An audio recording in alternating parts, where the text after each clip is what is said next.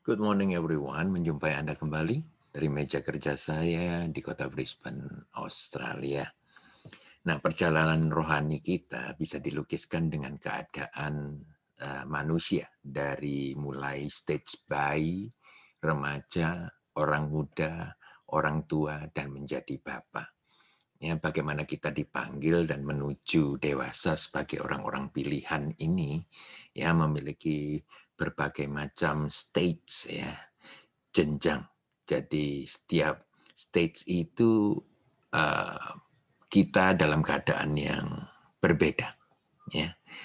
Nah, saya harapkan bahwa setiap daripada kita mengerti akan panggilan kita dan pemilihan Tuhan itu. Ya, banyak orang yang mendengarkan panggilan daripada Tuhan.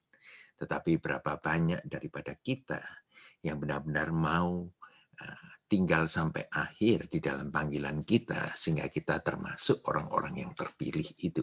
Matius 22 ayat yang ke-14 mengatakan bahwa banyak yang dipanggil tetapi sedikit yang dipilih. Ya, sedikit yang dipilih di sana bukan berarti Tuhan yang memilih, Tuhan yang memang menghususkan kita, ya bukan begitu, tetapi bergantung sepenuhnya kepada sambutan kita, ya respon kita terhadap panggilan Tuhan ini. Kalau kita berespon positif, kalau kita berespon dengan sukacita, maka kita akan termasuk ya di dalam orang-orang yang terpilih ini. Nah, dipilih itu bukanlah satu kesempatan saja ataupun satu kehormatan saja. Tetapi dipilih itu merupakan satu gaya hidup dari semua keputusan kita yang sesuai dengan kehendak Bapa. Ya, kehendak Bapa dengan kehendak kita itu sinkron, Saudara.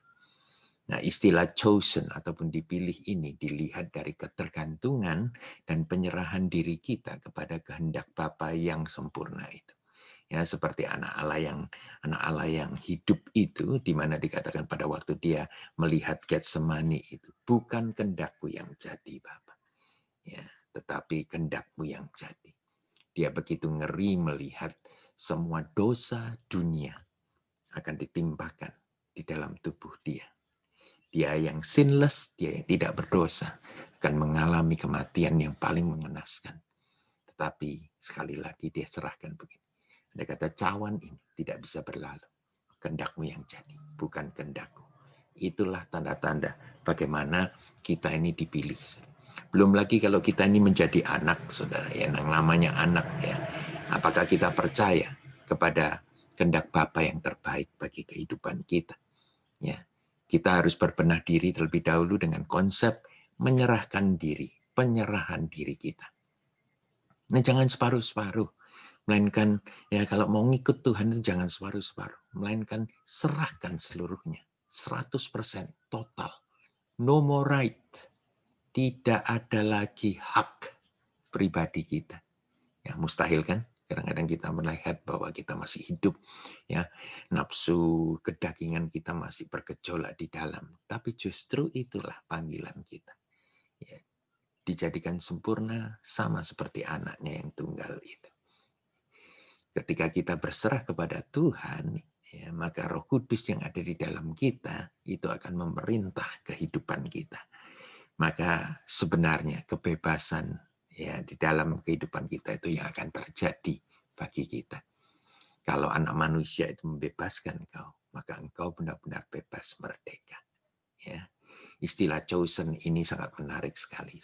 Sebab chosen adalah satu kepercayaan dari Bapa yang diberikan kepada kita semuanya. Bapa percaya kepada kita. Berkatnya beserta dengan kita. Ya, kita bisa mengerjakan apapun juga di dalam berkat Tuhan itu. Oleh karena itu, kehidupan kita akan lebih berkenan lagi di hadapan manusia maupun di hadapan Allah. Ya. Chosen adalah melakukan kehendak ataupun pekerjaan Tuhan kepada dunia yang membutuhkan juru selamat ini. Kita bukan juru selamatnya, tetapi berita mengenai Yesus dapat menyelamatkan mereka. Ya. Pelayanan kita di rumah Tuhan itu akan berbunga-bunga dan berbuah-buah, menantangkan kemanisan semata-mata. Ya. Dan pekerjaan kita di dunia ini merupakan dedikasi kita ya, kepada tugas dan tanggung jawab kepada dunia ini juga. Ya, kita harus jadi berkat untuk dunia. Selain daripada kita harus menjadi berkat juga kepada kerajaan Allah. Dan saya yakin percaya begini, kalau Tuhan sudah menolong, kalau Tuhan sudah memilih saudara, tidak ada, bukan lagi menjadi masalah, ya, apapun yang orang lakukan kepada kita. Orang menolak kita, orang mencibir kita, orang menghina kita, orang meninggalkan kita, ya, bahkan orang berencana membunuh kita. Semuanya itu tidak ada artinya. Sebab apa? Pada waktu Tuhan memilih kita, God's favor, perkenanan Tuhan itu mengalahkan semua oposisi Anda. You are the winner. Engkau adalah pemenang itu. Oleh karena itu, biarlah hari ini sudah dibangun kembali. Semangat, karena Anda termasuk bilangan yang terpilih itu.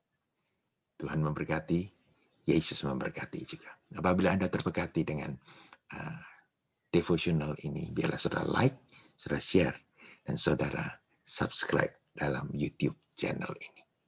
Terima kasih. Tuhan memberkati.